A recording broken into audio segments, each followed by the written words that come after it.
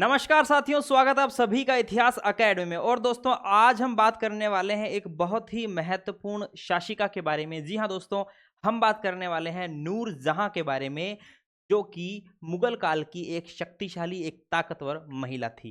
साथ ही हम बात करेंगे नूरजहां जुंटा की। परीक्षा के दृष्टिकोण से ये टॉपिक बहुत इंपॉर्टेंट है। नूरजहां जुंटा से जो है काफ़ी प्रश्न एग्जाम में पूछे जाते हैं। साथ ही साथ दोस्तों, हम पूरी नूरजहां की जीवन यात्रा पर बात करने वाले हैं। पूरे जीवन की घटनाओं का, इसका जन्म से लेकर इसकी मृत्यु तक की बात हम करने वाले हैं। चलिए, तो क्लास जो होने वाली है काफ़ी महत्वपूर्ण होने वाली है। और दोस्तों, छोटी सी क्लास है लेकिन एग्जाम के दृष्टिकोण से बहुत बहुत बहुत ज़रूरी है। चलिए दोस्तों, तो शुरू करते हैं आज की क्लास। आज का टॉपिक है नूरजहां जुंटा। नूरजहां जुंटा के बारे में जानने से पहले हमें नूरजहां के बारे में खबर होनी चाहिए। चलिए, तो शुरू करते हैं, नूरजहां के बारे में जानते हैं।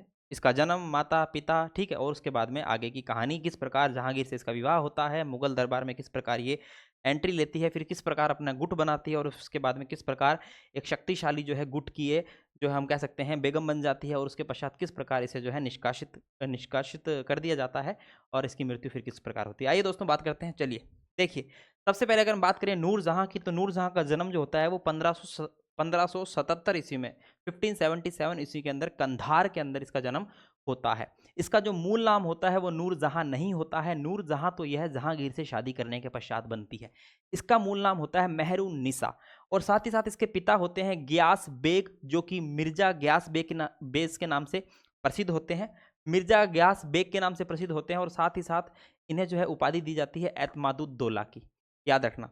माता का नाम होता है असमत बेगम, जिन्होंने गुलाब से इत्र बनाने की कला का आविष्कार किया था, जिसे रोगन ए जहांगीर कहा गया। ठीक है, आगे बात करेंगे। दादा दादा जो होते हैं उनका नाम होता है ख्वाजा मोहम्मद शरीफ तेहरानी। ख्वाजा मोहम्मद शरीफ तेहरानी की पोती कौन होती है? मेहरुन निसा, जिसे हम नूरजहां कहते हैं। अब देखिए, बात कुछ इस प्रकार की होती है कि जब इसके दादा यानी कि ख्वाजा मोहम्मद शरीफ तेहरानी जो है, इनकी मृत्यु हो जाती है, तो परिवार की कंडीशन बड़ी ही खराब हो जाती है, बड़ी ही दयनीय हो जाती है। ठीक है, तो जो गियास बेग होते हैं, जो कि आगे चलकर एतमादुद्दौला के नाम से जाने जाते हैं, मिर्जा गियास बेग जो है वो सोचते हैं कि अब जो है हमें क्या करना चाहिए, अब हमें जो है भारत की तरफ जाना चाहिए। तो ये एक जगह से छोड़कर दूसरी जगह यानी भारत जा रहे होते हैं, है ना। यानी कि फारस के ये होते हैं मूल रूप से, और फारस से जो है ये भारत की तरफ यात्रा करते हैं। अब देखिए यहाँ पर होता क्या है, कंधार में, मार्ग में ही कंधार में जो है मेहरुन निसा का जन्म हो जाता है, नूरजहां का जन्म हो जाता है एक वृक्ष के नीचे। अब गरीबी स्थिति में एक लड़की का यहाँ पर क्या हो गया, जन्म हो गया है। ठीक है, गियास बेग जो है पहले तो सोचता है कि इसको इसी वृक्ष के नीचे छोड़ के चले जाते हैं, लेकिन माता असमत बेगम जो है वो इस चीज़ के लिए राजी नहीं होती है। तो कुल मिलाकर जो है मेहरुन निसा को भी फिर साथ में लेकर आ जाते हैं। अब देखिए दोस्तों, अगर इसको पेड़ के नीचे ही छोड़ देते, वहीं पर ही वृक्ष के नीचे ही छोड़ देते, तो क्या दोस्तों नूरजहां नाम की फिर महिला इतिहास में होती, है ना। तो अक्सर जो है ऐसे ही लोग जो है फिर क्या करते हैं, इतिहास में महत्वपूर्ण भूमिका निभाते हैं। चलिए, तो फिर क्या हुआ, मेहरुन निसा जो है, इसे जो है वृक्ष के नीचे इसका जन्म होता है, फिर इससे साथ लाया जाता है। 1577 में इसका जन्म होता है। आइए, यहाँ पर दादाजी की मृत्यु हो चुकी है। दादाजी की मृत्यु के पश्चात गियास बेग भारत आया, वह धनी व्यापारी मलिक मसूद के कारवां में सम्मिलित हो गया, है ना। काम करना था, रोजगार चाहिए था, तो मलिक मसूद के कारवां में ये सम्मिलित हो जाता है काम करने के लिए। ठीक है, मलिक मसूद ने गियास बेग को किससे मिलवाया? अकबर से मिलवाया। अकबर के शासनकाल में ये भारत में आते हैं, है ना। अकबर के शासनकाल में ये भारत में आते हैं, और फतेहपुर सीकरी में अकबर से मुलाकात होती है गियास बेग की। किसके थ्रू? मलिक मसूद के थ्रू। ठीक है। अब जहांगीर ने गियास बेग को एतमाद उद्दौला की उपाधि से नवाजा, है ना, एतमाद उद्दौला की उपाधि दी। यहां हम देख रहे हैं कि मेहरुन निसा का विवाह जो है वो लगभग कम उम्र में ही किसके साथ हो जाता है? अली कुली खां नामक ईरानी से हो जाता है, याद रखना, है ना। इसका नाम होता है अली कुली इस्तालजू, है ना, इस्तालजू, है ना, ऐसे करके नाम होता है इसका। पूरा नाम इसका क्या होता है? अली कुली इस्तालजू। ठीक है, याद रखिएगा। तो यहाँ पर जो है अली कुली खां, याद रख लो, इंपॉर्टेंट है।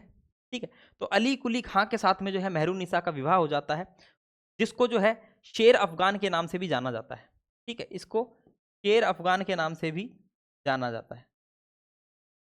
आइए, अली कुली खां को शेर अफगान की खिताब प्राप्त था। शेर अफगान ने बंगाल के सूबेदार कुतुबुद्दीन खां को का वध कर दिया था, और स्वयं भी जो है मारा गया था। ठीक है, अब एक प्रकार से शेर अफगान की मृत्यु हो जाती है, और शेर अफगान की मृत्यु के बाद में नूरजहां क्या हो जाती है? एक प्रकार से विधवा हो जाती है। नूरजहां विधवा हो जाती है, मेहरुन्निसा जो है विधवावस्था में 4 वर्ष तक अकबर की विधवा जिसका नाम था सलीमा सुल्ताना बेगम, सलीमा सुल्ताना बेगम की सेविका के रूप में आगरा में रहती है। और 1611 ईस्वी में फाइनली 1611 ईस्वी के अंदर जो है मेहरुन्निसा विवाह कर लेती है किससे? जहांगीर से। ऐसा बताया जाता है कि भाई जो मेहरुन्निसा है वो अच्छी कविताएं लिख लिया करती थी, ठीक है, और गा भी लिया करती थी। और जहांगीर की नज़र जो है एक बार जो है वो मेहरुन्निसा पर पड़ती है मीना बाजार के अंदर। और उसके पश्चात जो है प्यारे दोस्तों क्या हो जाता है, जहांगीर जो है मेहरुन्निसा की तरफ काफ़ी ज़्यादा आकर्षित होता है और 1611 में जहांगीर का मेहरुन्निसा के साथ में विवाह हो जाता है। और ये मेहरुन्निसा बन जाती है क्या? नूर महल नूरजहां बादशाही बेगम, राज्य की प्रथम महिला के नाम से जाना जाने लगी। ठीक है, अब यहाँ पर स्टैनले लैनपुल ने एक कोटेशन कही है, क्या कही है कि सन 1611 से 1622 ईस्वी तक जहांगीर एक प्याले शराब और नूरजहां के साथ के लिए स्वयं को गिरवी रख चुका था। यानी कि जहांगीर जो है बहुत ज़्यादा शराब पीने लग गया था और नूरजहां को ही बादशाहत सौंप दी थी। इसी के साथ में जबकि 1622 से 1627 ईस्वी तक जहांगीर पैग पैग यानी शराब का प्याला और पायजेम के बीच गिरफ्तार हो चुका था। कुल मिला के कहने का मतलब यह है कि जहांगीर ने तो नूरजहां के आने के पश्चात जो है शासन व्यवस्था से पूरी तरीके से ही उसका मन उठ चुका था। ठीक है, शराब और मांस के बीच हम कह सकते हैं शराब के नशे में रहने लग गया, खूब ज़्यादा मांस का सेवन करने लग गया। ठीक है, एक प्रकार से ये बेखबर हो चुका था प्रशासन के प्रति। आगे देखिए, अब ऐसी हालात में जब जहांगीर जो है पूरी तरीके से प्रशासन के प्रति बेखबर हो चुका है तो नूरजहां ने इस मौके का फायदा उठाया और नूरजहां ने एक गुट बनाया जिसको कहते हैं नूरजहां जुंटा, नूरजहां गुट या फिर नूरजहानी चौकड़ी के नाम से इसे जाना जाता है। ये गुट स्पेशली नूरजहां के परिवार के सदस्यों का ही क्या था, एक प्रकार से ग्रुप था, है ना। और इसमें खुर्रम जो कि शाहजहां के नाम से प्रसिद्ध होते हैं इतिहास में, खुर्रम भी शामिल होते हैं। तो नूरजहां जुंटा का जो सर्वप्रथम उल्लेख करता है वो करते हैं बेनी प्रसाद। बेनी प्रसाद जी की पुस्तक है ए हिस्ट्री ऑफ जहांगीर। ठीक है, बेनी प्रसाद ने सबसे पहले उल्लेख किया है, इंपॉर्टेंट है, याद रखना। नूरजहां के सदस्य कौन कौन होते हैं? एक तो स्वयं नूरजहां होती है, उसके अलावा 4 सदस्य होते हैं। एक इसके पिता जिनका नाम था गियास बेग, जिन्हें एतमादुद्दौला की उपाधि जहांगीर ने दी थी। उसकी माता होती है असमत बेगम। नूरजहां का भाई होता है आसफ खां और शहजादा खुर्रम जो कि शाहजहां होता है। ठीक है, याद रखिएगा, ये सदस्य आपको याद रखने हैं। परीक्षा में ये सदस्य ही पूछे जाते हैं कि नूरजहां गुट का सदस्य कौन था, नूरजहां गुट में कौन शामिल था, कौन शामिल नहीं था। ठीक है, 5 सदस्य नूरजहां, उसके पिता एतमादुद्दौला, उसकी माता असमत बेगम, उसका भाई आसफ खां और एक शाहजहां जो कि खुर्रम के नाम से उस समय जाना जाता है। ठीक है, ये है नूरजहां गुट के सदस्य। आगे देखते हैं, मोतमिद खां जिन्होंने एक पुस्तक लिखी इकबाल नामा ए जहांगीरी। मोतमिद खां क्या कहते हैं, हिंदुस्तान की सबसे अच्छी जागीरें उन लोगों के हाथ में हैं जो या तो उसके रिश्तेदार थे या उसके सहयोगी। कहने का मतलब है नूरजहां जो जुंटा है, नूरजहां जो गुट है, इस नूरजहां गुट के पास में हिंदुस्तान की सबसे अच्छी जागीरें जो है इस नूरजहां गुट के पास में थी। यानी कि इस नूरजहां गुट के पास, यानी कि नूरजहां गुट के जो सदस्य हैं, ग्यास बेग है, असमत बेगम है, इनके पास में जो है सबसे महत्वपूर्ण और सबसे महंगी जागीरें जो है इनके पास में हुआ करती थी। जहांगीर क्या कहता था कि मुझे तो 1 सेर शराब और आधा सेर मांस कबाब के अतिरिक्त कुछ नहीं चाहिए, मैंने बादशाहत नूरजहां को सौंप दी है। लो भाई, नूरजहां को जो है यह प्रशासन पूरी तरीके से सरेंडर कर चुका होता है जहांगीर। नूरजहां जहांगीर के साथ झरोका दर्शन देती थी। सिक्कों पर जहांगीर के साथ उसका नाम बादशाह बेगम अंकित होता था। शाही आदेशों पर जहांगीर के साथ नूरजहां की भी मुहर लगती थी, वह हस्ताक्षर होते थे। और नूरजहां ने शेर अफगान से उत्पन्न पुत्री लाडली बेगम का विवाह किससे कर दिया? शहरयार से। शहरयार जो है वो एक प्रकार से जहांगीर का बेटा ही था जो कि एक रखेल की कोख से उत्पन्न हुआ था। ठीक है, और नूरजहां क्या करती है, वह लाडली बेगम का विवाह शहरयार से कर देती है। अब शहरयार से विवाह कर दिया तो एक तरफ जो है खुर्रम जो कि शाहजहां होते हैं वो थोड़ा नाराज हो जाता है क्योंकि शहरयार से विवाह करके शहरयार को जो है ये अगला शासक बनाने की षड्यंत्र कर रही थी। ठीक है, इसी के साथ में जो आसफ खान होते हैं नूरजहां के भाई, आसफ खान की बेटी का नाम क्या होता है? अर्जुमन बानो बेगम, जो कि इतिहास में मुमताज महल के नाम से जानी जाती है, जो कि शाहजहां की एक प्रकार से पत्नी थी, काफी प्रिय पत्नी हुआ करती थी। ठीक है, और आसफ खां की पुत्री थी। तो नूरजहां के भाई आसफ खां ने अपनी पुत्री अर्जुमंद बानो बेगम मुमताज का विवाह जो है शाहजहां शहजादा खुर्रम, जिसे शाहजहां के नाम से जाना जाता है, से किया। नूरजहां की माँ का नाम होता है असमत बेगम और असमत बेगम जो है वो गुलाब से इत्र बनाने का जो विधि है उसका आविष्कार करती है जिसे रोगन ए जहांगीर कहते हैं। याद रखना, ये एग्जाम में पूछा गया है कि असमत बेगम ने जो गुलाब से इत्र बनाया उसका नाम क्या था। लेटेस्ट पूछा गया एग्जाम में, है ना। अब किस में पूछा गया याद नहीं आ रहा, लेकिन पूछा गया। नूरजहां जो है नूर महली वस्त्र भी डिजाइन करती थी। ठीक है, इसी के साथ में नूरजहां फारसी कविताएं भी लिखती थी और गा भी लेती थी। ठीक है, नूरजहां ने आगरा में सबसे इंपॉर्टेंट है एतमादुद्दौला का मकबरा बनवाया था। इस एतमादुद्दौला मकबरा में संगमरमर का प्रयोग हुआ है जो कि मुगल काल में किसी भी इमारत पर संगमरमर का पहला उदाहरण माना जाता है। साथ ही साथ इसमें पित्रा दूरा कला का भी उल्लेख मिलता है। यह संगमरमर के प्रयोग का मुगल काल में प्रथम उदाहरण माना जाता है। साथ ही साथ इस मकबरे में पहली बार पित्रादुरा का प्रयोग हुआ।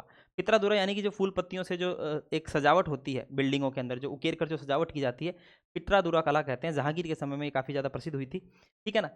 तो इस बिल्डिंग पर, इस इमारत पर पित्रादुरा कला आपको देखने को मिल रही है। यह है एतमादुद्दौला का मकबरा, जो कि कहाँ पर है, आगरा में स्थित है, जो कि मुगल काल में पहला संगमरमर से निर्मित इमारत है। ये पहला उदाहरण मिलता है इसमें संगमरमर से निर्मित का। आगे देखिए, जहांगीर की मृत्यु के पश्चात नूरजहां को 2 लाख रुपए सालाना की पेंशन देकर लाहौर भेज दिया जाता है।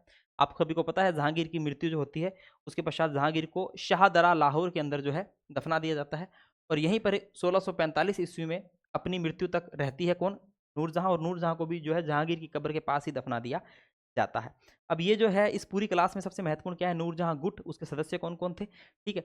और इसी के अलावा इसमें महत्वपूर्ण है कि नूरजहां जो है नूरजहां के जो गुट के जो सदस्य हैं, जैसे अतमादुद्दौला है, इसका मकबरा आपको याद रखना है, इंपॉर्टेंट है। असमत बेगम द्वारा इत्र बनाए जाने की विधि के बारे में आपको जानना है, इंपॉर्टेंट है, एग्जाम में पूछा जाता है, ठीक है। और मुख्य रूप से इसके जो है सदस्य पूछे जाते हैं कि नूरजहां गुट के सदस्य कौन कौन थे, याद रखना, ठीक है ना प्यारे बच्चों। बाकी साधारण जानकारी है, जन्म, माता पिता, ये सब आपको पता ही है। चलिए दोस्तों, तो उम्मीद कर रहा हूँ ये क्लास आपको अच्छी लगी होगी। छोटी सी क्लास है, पीडीएफ जो है टेलीग्राम में शेयर कर दी जाएगी, ठीक है। चलिए तो मिलते हैं नेक्स्ट क्लास में, तब तक के लिए जय हिंद, जय भारत, धन्यवाद।